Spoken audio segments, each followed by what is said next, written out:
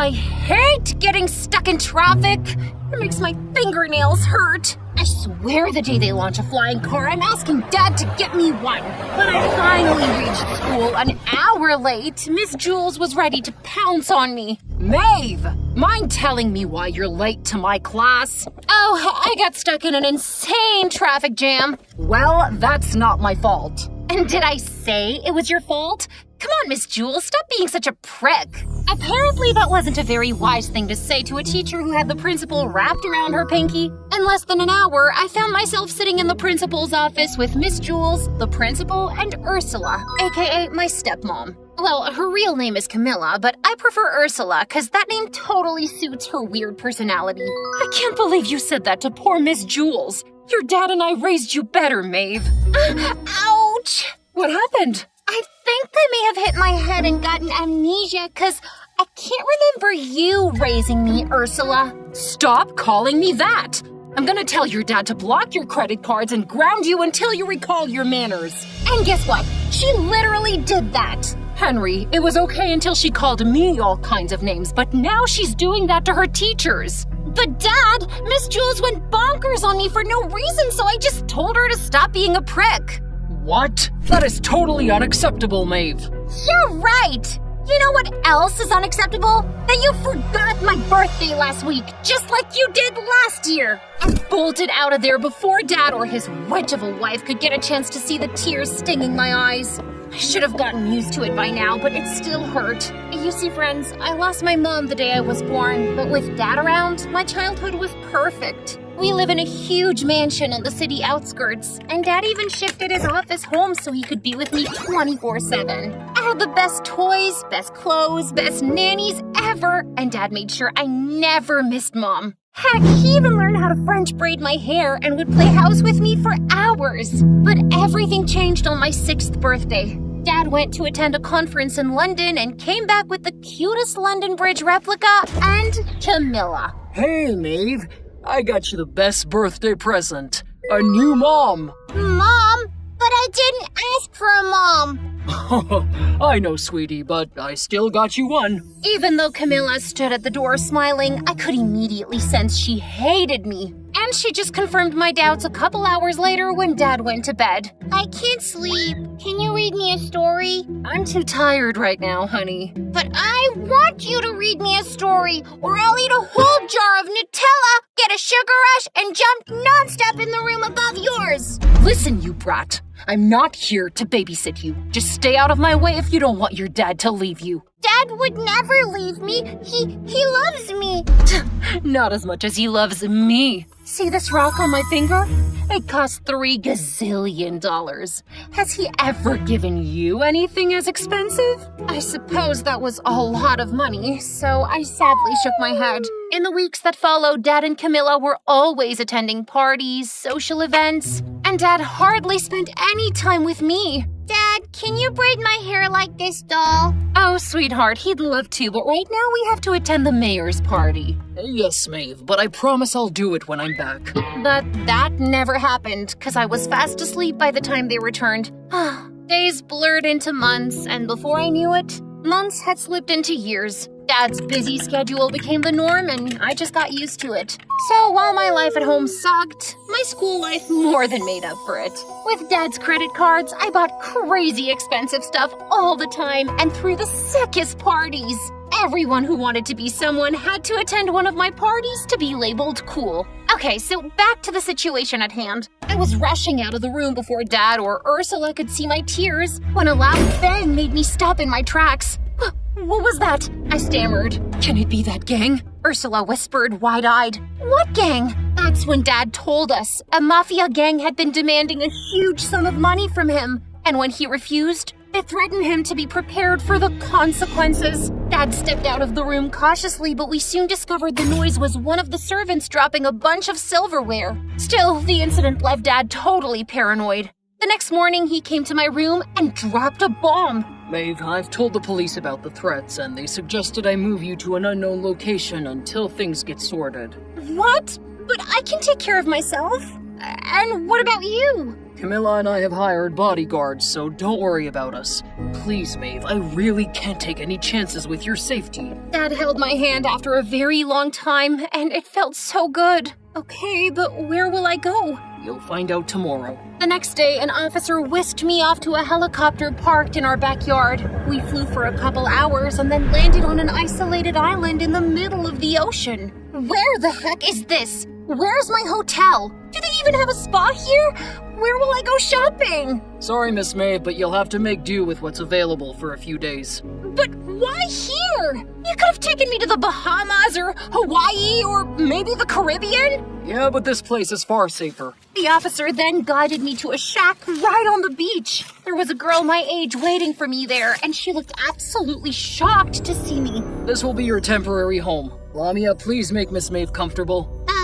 Are you sure you picked the right girl? Are you questioning the FBI? No, of course not. It's just that, never mind. Hey, Maeve, I'm Lamia. And FYI, we're gonna be the bestest friends. Lamia hugged me, and my nostrils filled with the scent of coconut and fish. Hi. Are you the only person on this island? Of course not. There's a whole village down the road, but I prefer to stay alone, 'cause of my secret job. Lamia started talking nonstop about how cool the island was and how glad she was that I was here to keep her company. And I got a headache already. How in the name of Gucci was I gonna survive in this sorry excuse of a house? I immediately excused myself to use the washroom, and once inside I took my phone. There was no way I was staying here for an hour, let alone a few days. But to my horror, there was no signal, which meant I couldn't contact Dad at all.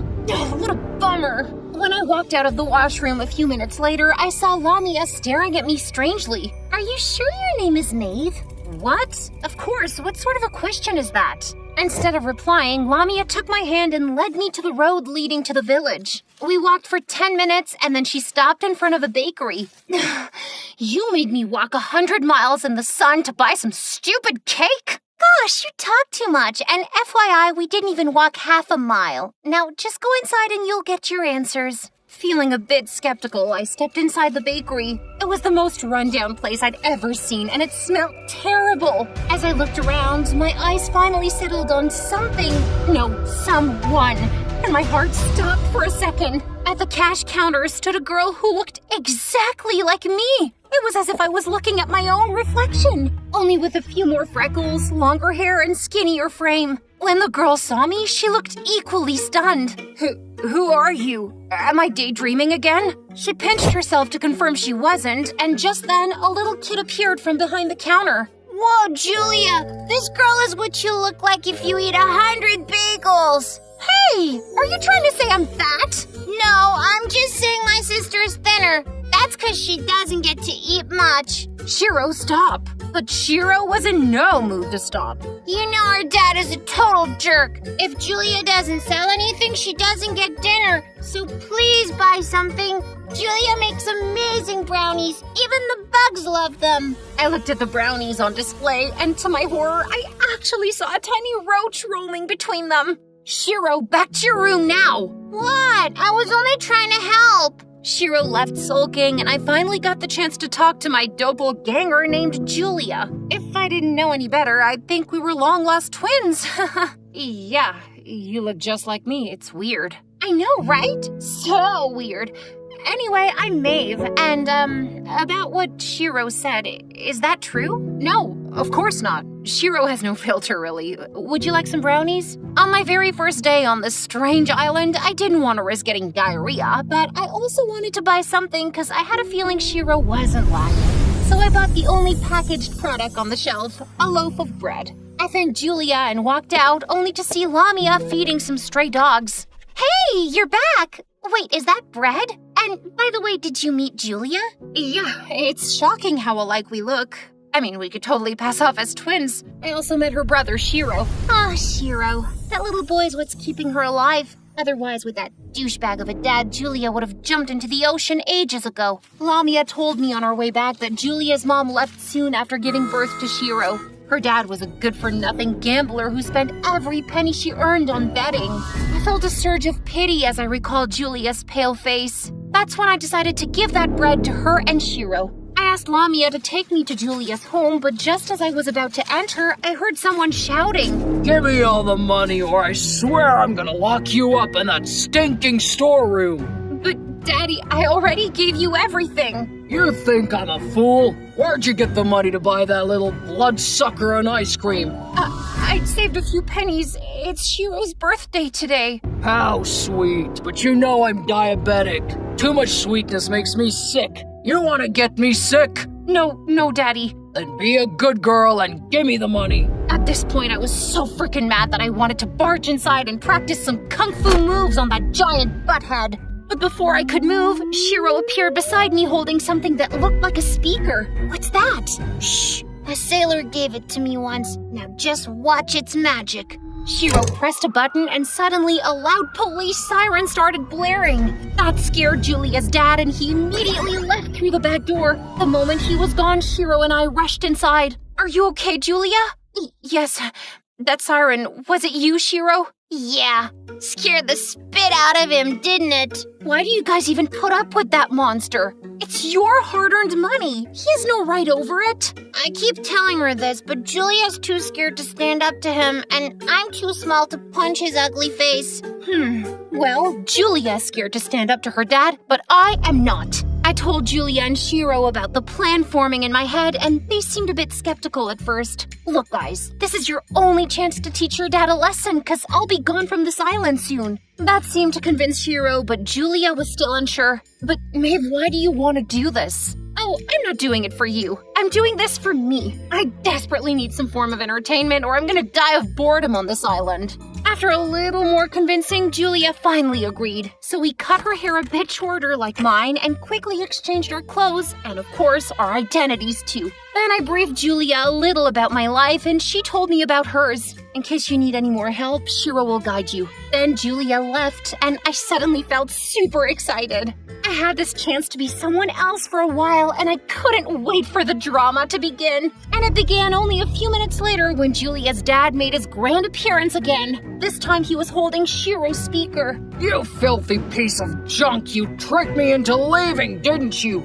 I didn't, but yeah, Shiro did. You must be a special kind of idiot to be fooled by a 7-year-old. Julia's dad looked like he'd seen a ghost. And a while later, he literally started shaking with anger. How dare you talk to your dad like that? I'll show you what I do to kids who talk back. He went into the kitchen, took a fistful of chili powder, and came towards me menacingly. As he tried to make me eat it, I twisted his arm with one hand, took some of the powder from his fist with another, and then as he cried out in pain, I dumped the powder into his mouth. He gasped and choked and drank a whole bucket of water. Ah, my mouth is on fire! Someone help! I suggest you eat these brownies. The sugar helps balance out the spice. Shiro and I watched in amusement as he stuffed in one brownie after another. Unless he has really good digestion, those brownies are gonna give him a hard time. Or maybe a loose time. As I had predicted, Julia's dad got the runs the next day, and you can imagine, after all the chilies he consumed, his butt would be on fire. Then one day, while Shiro and I were away buying some groceries, Julia's dad sneaked in and stole all the money we'd earned. His act got caught on my mobile's camera that I had purposely left behind because I knew he'd try to break in our absence. I showed the footage to the local authorities and got him arrested. Then, after bidding Shiro a rather tearful adieu, I headed to Lamia's shack. Hey, Julia, you want something? I'm Maeve, you idiot. I can't believe it was so easy to fool you. Lamia looked very confused, so I told her everything about mine and Julia's secret identity exchange program. Where's Julia? I can't wait to tell her what we did to her jerk dad. Julia? She was Julia? Then why didn't she tell them anything? Tell who? What are you saying, Lamia? What Lamia told me next made my blood run cold. She said 2 officers had come to take me home a couple of days ago, and Julia went back with them.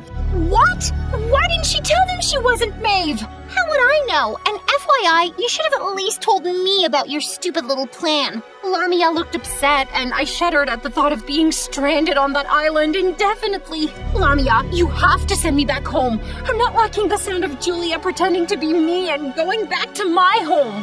But how can I? This island is in the middle of nowhere and hardly anyone ever visits. Hearing that, I burst out crying as Lamia stroked my hair gently to console me. Days passed by, and with each passing second, I kept losing hope of ever getting back home. But then one day, a cargo ship docked on the island. One of its sailors was Lamia's old friend, and on her request, he agreed to let me get on board. After a few days of extreme seasickness, I finally reached home. But as soon as I set foot inside our mansion, I got the mother of all shocks. Before me was Julia sprawled on the couch. Don't forget to like and subscribe to the channel. Promise you won't regret it.